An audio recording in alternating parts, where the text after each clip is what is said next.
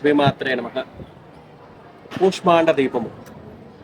ఈ మధ్య కాలం లోపల నరదిష్టి పోవాలంటే, అప్పటికప్పుడు అప్పులు తీరాలంటే, ఈ రోజు రాత్రి కూష్మాండ దీపం పెడితే రేపటికల్లా అప్పులు తీరిపోతాయని చెప్పేసి, క్షీర దీపాలని చెప్పేసి, కొత్త కొత్త దీపాలను తీసుకువచ్చి సనాతన ధర్మాన్ని భ్రష్టు పట్టిస్తున్నారు.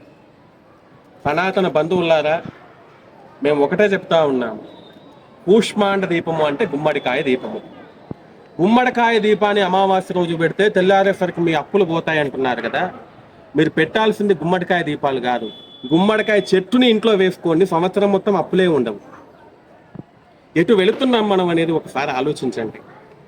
మన ధర్మము లోపల మీకు ఎటువంటి నరదృష్టి ఉండకుండా ఉండాలన్నా, జీవితంలో వచ్చేటువంటి ఆటుపోటు తొలగాలన్నా మన పెద్దలు ఒక విషయాన్ని చెప్పారు. ప్రతిరోజు కూడా ఇంట్లో దీపారాధన చేయండి. ప్రతిరోజు ఇంట్లో ఉన్నటువంటి భగవంతుడికి కాస్త మీరు ఏది వండుకుంటే అది నైవేద్యాన్ని పెట్టి స్వామివారికి హారతిస్తూ ఘంటానాదాన్ని వినిపించండి.